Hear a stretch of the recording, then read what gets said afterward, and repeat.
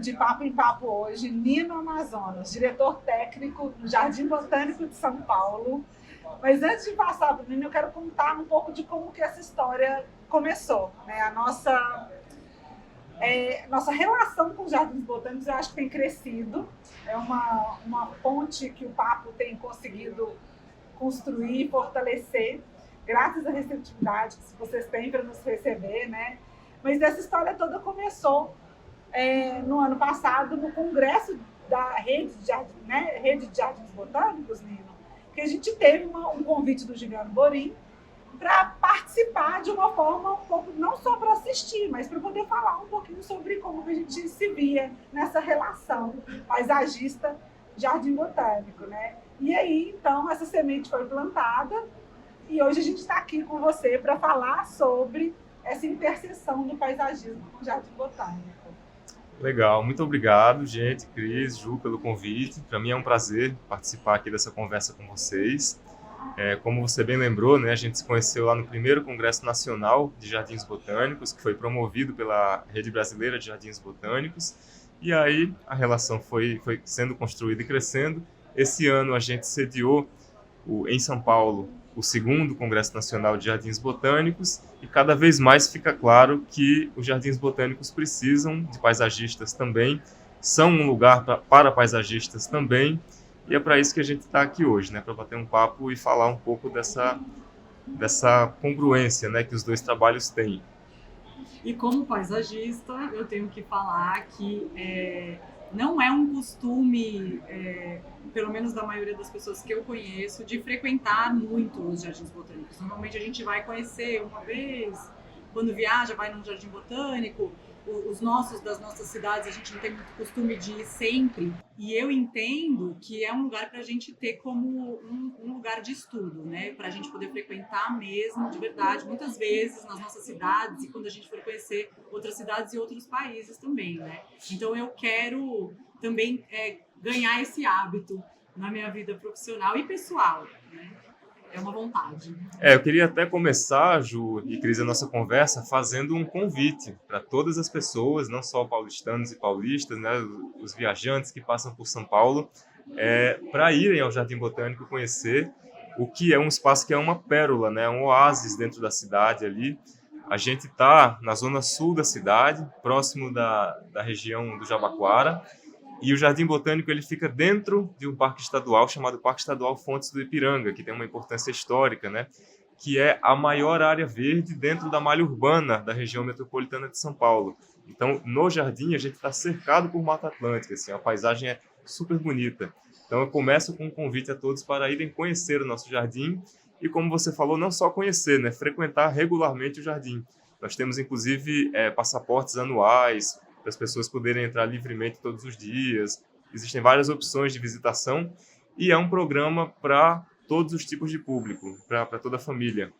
E por que quando a gente vai para outros países, a gente tem tanto orgulho, né, de visitar Jardim Botânico? Eu fui para tal lugar e fui no Jardim Botânico. E aí a gente não vai, às vezes, no Jardim Botânico da própria cidade, né? A gente tem que mudar isso, né? Como a Cris falou, é uma questão cultural, na verdade, né? O brasileiro ainda não tem tão forte na sua cultura esse costume de ir a jardins botânicos, a entender as plantas, a conhecer, a admirar, né?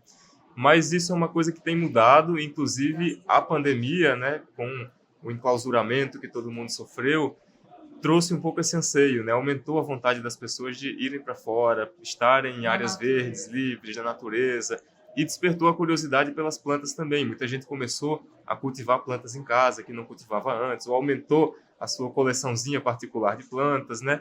Então tem mudado, né? A cultura do brasileiro tem mudado e tem se aproximado um pouco nesse aspecto à cultura de outros países, como dos países europeus, por exemplo, que vão muito a jardins botânicos, né? Quando visitam o Brasil, por exemplo, sempre procuram os jardins pelas cidades onde passam. Então, esse público está mudando aos poucos. Mas para mudar o público, a gente também precisa fortalecer algumas ações, algumas iniciativas, né? Vocês enxergam que o paisagismo é uma dessas iniciativas que pode atrair mais o público? Porque o Jardim Botânico tem muitas funções. seria função, né? Tem Papéis, sem dúvida. Da educação, da coleção botânica, que mais? Da preservação. Acho que para desenvolver esse ponto, eu vou começar lembrando as pessoas ou contando para quem não sabe o que é um jardim botânico, né?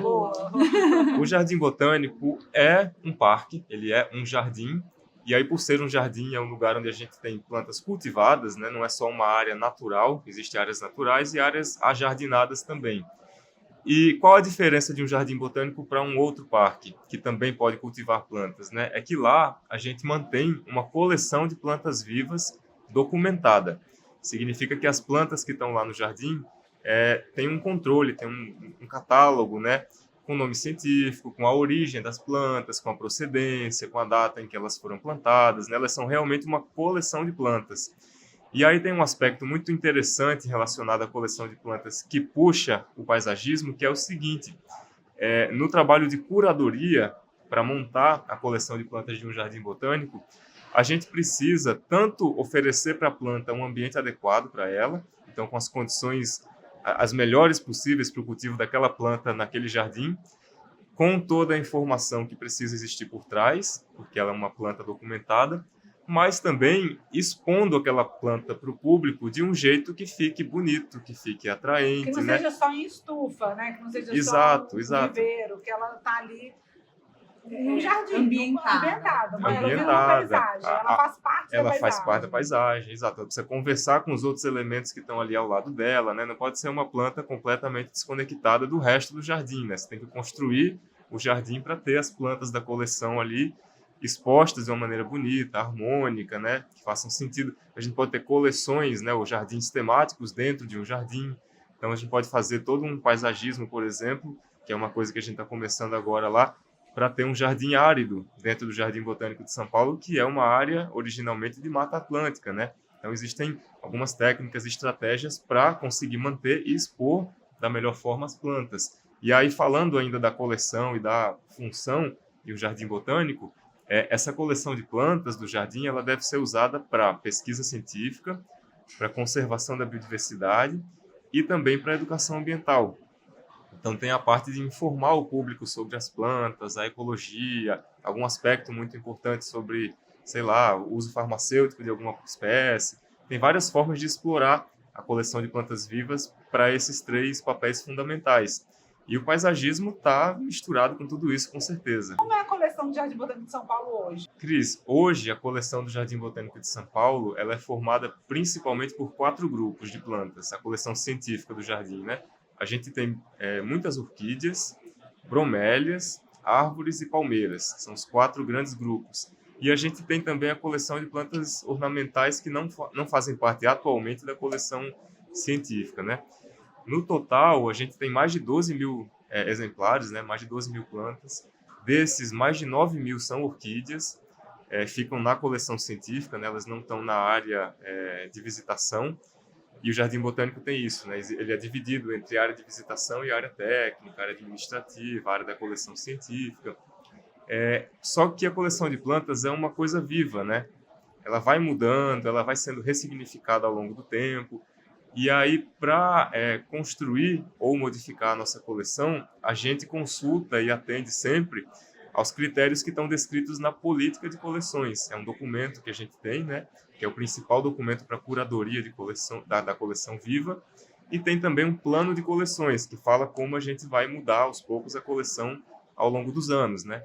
Então, a coleção do Jardim Botânico de São Paulo ela foi construída pensando muito em plantas nativas do estado de São Paulo, então muita planta da Mata Atlântica, principalmente, mas também do Cerrado, plantas nativas do Brasil em geral. Então, no caso do Jardim Botânico de São Paulo, a coleção ela foi construída ao longo dos anos, privilegiando muito espécies nativas do estado, então da Mata Atlântica ou do Cerrado, espécies endêmicas e ameaçadas de extinção. Claro que outras plantas também foram incorporadas, porque às vezes você tem uma planta que tem uma característica muito importante para a educação ambiental, ela pode ser exótica, pode ser não ameaçada, mas ela é uma planta importante para o papel que o Jardim Botânico desenvolve de uma maneira geral. Nino, você particularmente, hoje vocês estão num modelo novo de gestão dentro do Jardim Botânico, né? Então, eu imagino que vocês estão com grandes planos para o futuro do Jardim Botânico. Como que tem sido essa construção, assim, os esforços para a gente fazer o Jardim Botânico de São Paulo ser cada vez mais atraente, mais aberto para os paisagistas também e para o público de forma geral? Claro.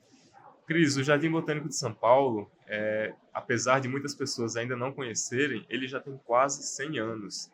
Ele vai fazer 100 anos em 2028, né? Então, as portas do jardim foram abertas para o público em 1928, depois ele foi oficialmente criado em 38, foram 10 anos, né, até abrir as portas e ser oficialmente criado. E como a gente já falou antes, o jardim é vivo, ele vai mudando, novas coleções vão sendo formadas, desmanchadas também, novos espaços criados, né? E ao longo desse tempo todo, claro que passou por diversas etapas, diversas ondas de gestão. O Jardim Botânico é propriedade do Estado de São Paulo e ele foi administrado durante muitos anos, né? A maior parte da sua existência pelo Estado de São Paulo. E a partir de 2021, que foi quando eu comecei a trabalhar lá, ele passou a ser administrado por uma concessionária, que é a Reserva Paulista. Hoje eu trabalho como diretor técnico da coleção de plantas vivas pela concessionária. Eu sou biólogo, né? Uma coisa que eu não falei no começo da nossa conversa aqui. Essa concessão é uma concessão de 30 anos, então é um período super longo. E existe um edital com um caderno de encargos, né? São vários compromissos que a concessionária tem de fazer investimentos da ordem de milhões, centenas de milhões de reais, tanto para o Jardim Botânico quanto para o Zoológico de São Paulo. É uma concessão conjunta, né? Jardim, Zoológico e o Simba Safari. E tem muito trabalho mesmo a longo prazo, porque do que eu conheço do Jardim Botânico da minha cidade, tem muito trabalho para o Nino e equipe lá. Muita coisa, e sem tem dúvida. Muita coisa para acontecer, com certeza. Sabe que eu queria, como você falou de quando o Jardim Botânico abriu as portas, eu queria te perguntar aqui, curiosa como profissional, do projeto do Jardim Botânico. Tem lá dedinho do Burle Marx?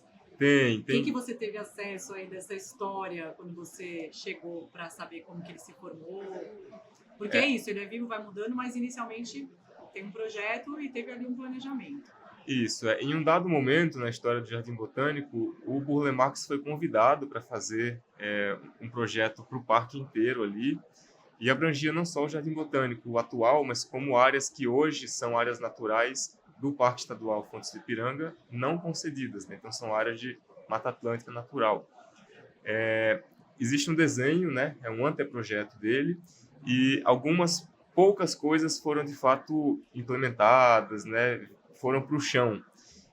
Uma delas é toda a área da frente do Jardim Botânico, né? O que eu chamo hoje de eixo secundário de visitação, que é uma área que é formada por 3 lagos artificiais que foram desenhados de acordo com esse anteprojeto do Burle Marx, e também tem uma alameda de palmeiras imperiais, né? Os lagos margeiam essa alameda de palmeiras, e do outro lado dela tem a avenida, né? Já a parte externa do jardim.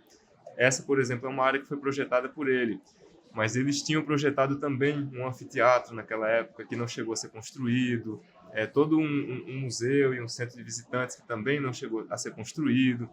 Então, nessa nova fase, a gente está revisitando esses documentos e tentando entender ainda o que pode e o que não pode ser implementado, como a gente consegue viabilizar mais alguma daquelas coisas que estavam sendo projetadas lá, né? Talvez a gente tenha novidades para o futuro. Tem coisas tombadas. Sim, o Jardim Botânico, na verdade, a vegetação do PEF, né, do Parque Estadual Fontes do Ipiranga, é tombada, não só por ser reserva e ter o plano de manejo, né? Ela é uma unidade de conservação e de proteção integral, mas também existe o tombamento pelos órgãos do patrimônio, né? E esse tombamento, ele tomba tanto a vegetação do parque como algumas edificações. Então existem, por exemplo, 4 casarões históricos ali no eixo principal, bem na entrada, que era a antiga casa do diretor, né? Depois tem mais outros 3 casarões históricos ali. Um deles é o museu Botânico, né? Esse já está todo reformado, restaurado, com uma expografia toda nova, né? Desde antes da concessão. É um espaço maravilhoso, que está super redondo, vale muito a pena a visita. Então, sim, existe esse tombamento. E também no Jardim de Linneu, que é a parte central do Jardim Botânico e a parte central do eixo principal de visitação também, é uma área tombada. Existem ali as escadarias, né, com aqueles pórticos das escadarias.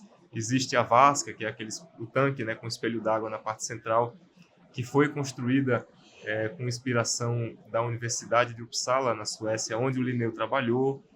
E as 2 estufas de vidro que ficam ali, vizinhas da vasca, são também material trazido, importado da Inglaterra, na época de construção do Jardim Botânico. Todo esse complexo é tombado, as estufas são tombadas também. Então a gente tem, ao longo desses 30 anos de concessão, muitas obrigações, mas a maior parte delas, se não todas, concentradas nos 5 primeiros anos de concessão. São 60 meses para executar tudo que é obrigatório. E a gente concentrou os primeiros anos, né, os primeiros 2,5 pelo menos, em fazer a parte mais importante de infraestrutura. Então, a gente fez o sistema de coleta de esgoto, que não existia no Jardim Botânico, era fossa, né, antes. A gente refez todo o sistema de distribuição de água, que era com encanamento de amianto.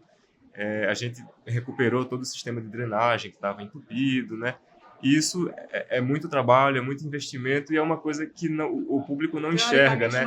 Não aparece, está lá embaixo da terra e o que aparece é a buraqueira, porque existe também, né? Fura aqui, rasga ali, terra para todo lado, algumas áreas interditadas, mas essa fase a gente conseguiu vencer e agora a gente começou uma nova fase que é de conseguir, de fato, mexer nos jardins. Então, de fazer reformas de jardins, trazer novas plantas para a coleção, implantar novos canteiros em locais onde não existia mais, começar um jardim novo, como é o caso do Jardim Árido, que a gente já começou. Um campo de trabalho grande. Muito fértil, muito grande, é um lugar para deixar a criatividade e a imaginação aflorar, literalmente. E os jardins temáticos é uma ideia de trazer assim? Sim, a gente pretende aos poucos, antes de tudo isso, né, e até casando com a sua pergunta sobre o planejamento que existiu no passado, feito pelo Burle Marx, etc., um dos encargos da concessionária, e aí não só para o Jardim Botânico, também para o Zoológico, para o Safari, é de fazer um novo master plan. Então, foi feito um novo master plan para todo o parque. Esses elementos, né, do anteprojeto do Burle Marx, etc., foram considerados. Houve uma grande consulta. E esse master plan ele foi feito, vai ser protocolado e depois isso vira, aos poucos, projeto executivo. Então, sim, teremos novos jardins temáticos. Eu sempre falo do Jardim Árido porque é o que eu quero fazer primeiro. Ele consta no nosso master plan também e ele precisa, aos poucos, ir virando projetos executivos, né, para depois a gente colocar, de fato, no chão. Trazendo essa conexão do papel de todos os papéis do Jardim Botânico aí com a parte da educação e do conhecimento, né? Tem um modelo que a gente viu, tem estudado, a gente inclusive viu em um Jardim Botânico específico no Inhotim, mas que ele nasceu dentro de uma universidade em Brasília, que é a UNB. Eles têm um projeto que é o Jardim Sequeiro, que ele é um jardim semeado. E hoje esse jardim, ele é uma aula, porque ele traz muito conhecimento, muita informação e ele surpreende de uma forma muito diferente, né? Pensa, um campo que anualmente você vai limpar aquele campo e simplesmente, claro, existe toda uma técnica, um desenho, um pensamento, a criatividade flui ali também e tem muita coisa também, como é muito novo, eles precisam entender o que vai funcionar, o que não vai, né? É um lugar de experimento. Eu acho que experimento também tem a ver com educação, né? Não ser aquela coisa engessada, pronta, perfeita. Claro, é lindo a gente chegar e se surpreender com um jardim maravilhoso. Mas você poder ir no Jardim Botânico, como eu vi lá no Inhotim, tive a alegria de acompanhar de perto uma fase de semeadura. E você vê aquilo crescendo, é um valor que as pessoas não estão acostumadas a serem educadas nesse sentido, né? Porque o cliente do paisagista quer o jardim pronto. Não pode ter outono. Não pode existir outono num jardim. E aí é um modelo, aí depois se você pesquisa, porque esse modelo é sensacional e eu acho que tem tudo a ver com o Jardim Botânico nesse sentido de educação e experimento. Isso que eu ia falar, porque eu acho que as pessoas precisam aprender também a apreciar as fases do jardim, que é isso que eu falei. Não pode ter outono, quer dizer, o jardim, a árvore não pode perder folha. Meu Deus, que feia, horrorosa, está sem folha. Gente, né? É lindo ver uma árvore soltar as folhas, né? Sem dúvida. Mas como que a gente consegue fazer as pessoas se conectarem desse lugar de ver beleza em todas as estações do ano, nas fases dos jardins sequeiros, do que eu conheci, eu não tive a honra de estar no dia da semeadura como a Cris, morri de inveja dela, mas o que ele me ensinou foi isso, assim, porque quando você vê as fotos dele completamente florido e depois completamente seco, que também é lindo, porque são vários tons de palha e alturas, é uma coisa maravilhosa. Como a gente consegue ver a beleza da natureza se transformando a todo tempo e enxergar a beleza nisso tudo, né? Então, eu acho que o Jardim Botânico também tem esse papel, né? Das pessoas visitarem em épocas diferentes. Pô, gente, não estamos falando de Jardim Botânico, mas o Central Park, por exemplo, né? Tem gente que vai para Nova York 4 vezes por ano só para ver a diferença da paisagem do Central Park, não, gente, sem né? dúvida. Então, que é muito diferente e todas são lindas. Né? E quando a gente fala isso, né, que o Jardim Botânico é um lugar que está lá para ensinar sobre as plantas, é um lugar que você visita não só para ter um momento de lazer, passear, mas é para conhecer as plantas, né? E se a planta muda ao longo do ano, você não conhece ela com uma visita, você tem que conhecer ela a cada estação, pelo menos 4 vezes no ano. E aí você vai ver a planta com flor, depois você vai ver aquela planta com fruto, depois você vai ver ela com folha ou sem folha, né, dependendo da estação.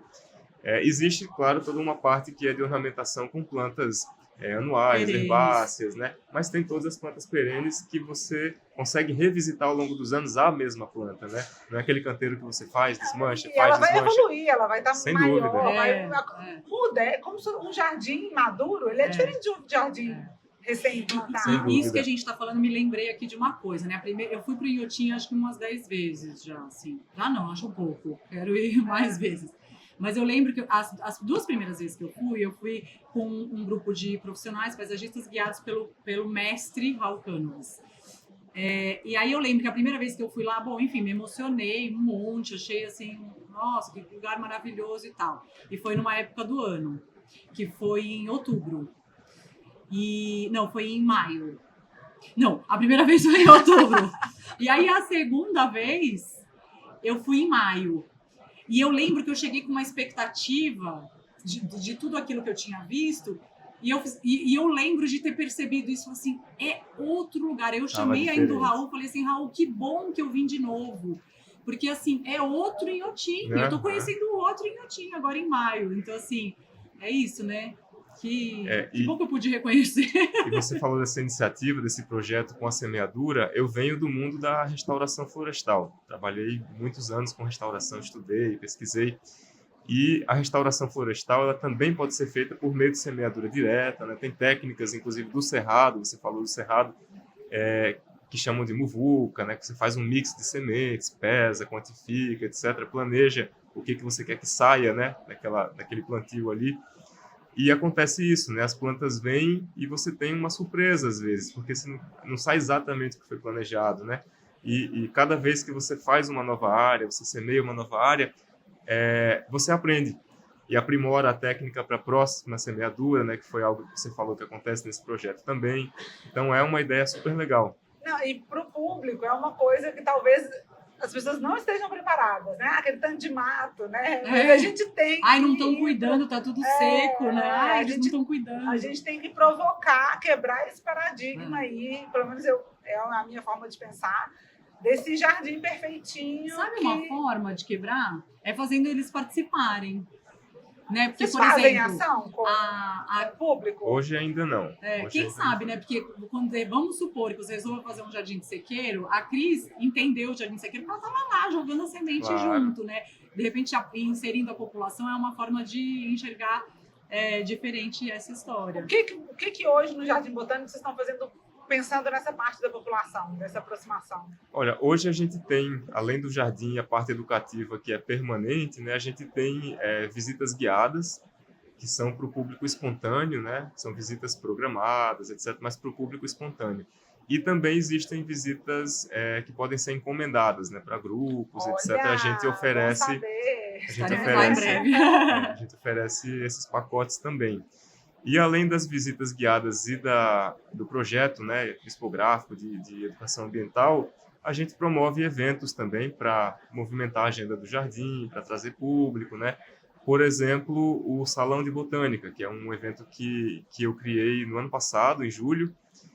Foi legal, foi bem recebido, a gente repetiu ele em janeiro e agora está repetindo de novo em julho desse ano. Então a ideia é ter, nos períodos de férias, né? É o Salão de Botânica edição de inverno e edição de verão.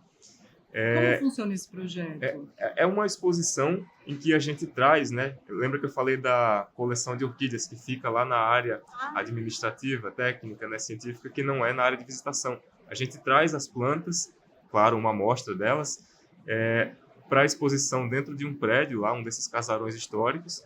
Elas ficam no saguão principal, orquídeas e bromélias nossas da coleção, especialmente as que tiverem com flores, né, nos dias da exposição.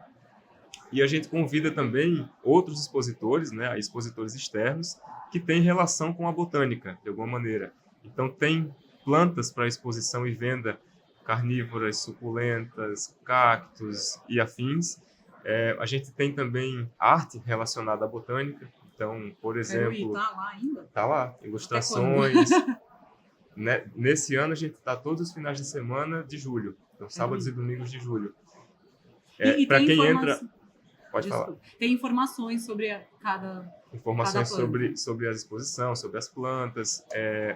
Quem entra no Jardim Botânico, né, não paga nenhum adicional para entrar, né, então é para o público interno todo do jardim. A gente tem cerâmicas artesanais com motivos botânicos, tem ilustrações, tem cianotipia, né, que é uma técnica quase fotográfica, né, de revelação, impressão ali com luz solar e plantas. Que lindo! É uma exposição muito bacana. Tem um trabalho de reprodução em miniatura, né? São esculturas em papel em miniatura de plantas e flores, assim. E a gente muda um pouco o conjunto de expositores a cada edição. Então já houve exposição de observadores de aves do Jardim Botânico de São Paulo, com fotografias de aves e a interação delas com as plantas. Planos para coisas diferentes no futuro, relacionadas à botânica, mas principalmente plantas e arte relacionada a plantas, né? Muito lindo. Além disso, existem as exposições que são exclusivas e temáticas de orquídeas, né? Também de expositores externos, super grandes, né? Muito tradicionais já. Exposições de bonsais, então tem muita atividade para o público que a gente promove no jardim. Mosca mesmo. Estão perdendo tudo isso. Tá perdendo. Pelo menos eu, né? Eu acho que tem muita gente aproveitando, mas eu tô perdendo. Quem quiser se informar do que o jardim tem, do que está oferecendo, quais são as próximas atividades, né, de maior destaque, acompanha o Jardim Botânico pelas redes. A gente está no Instagram, Jardim Botânico de São Paulo. A gente tem o nosso site, né, www.jardimbotanico.com.br.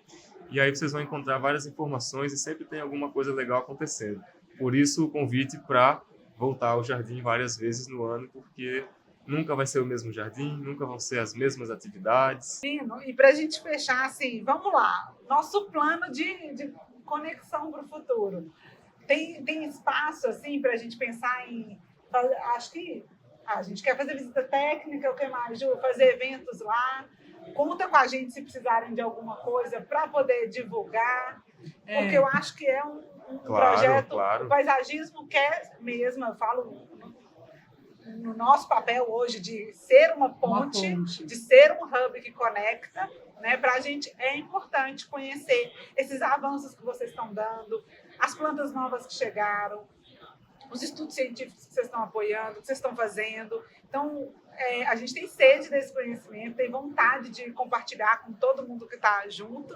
Então, isso é essa ponte mesmo que a Cris falou, né, para os profissionais, porque os profissionais que estão com a gente, a nossa rede toda, e quem acompanha a gente, também espera que a gente vá buscar as novidades por aí, né, e traga para eles, assim. Então acho que a gente vai fazer isso, né? Não, sem dúvida. A gente se conheceu, né, lá no Jardim Botânico em Inhotim. Vocês já vieram conosco no Jardim Botânico de São Paulo mais de uma vez. As portas estão sempre abertas para vocês e para todos os paisagistas do Brasil e do mundo. Queremos mais paisagistas no Jardim Botânico. Venham, É uma missão. voltem sempre, vamos elaborar trabalhos, fazer visitas técnicas, a parceria de longo prazo e frutífera, sem dúvida. Frutífera, florífera. Muito bom, que bom. Obrigada, Obrigada, gente.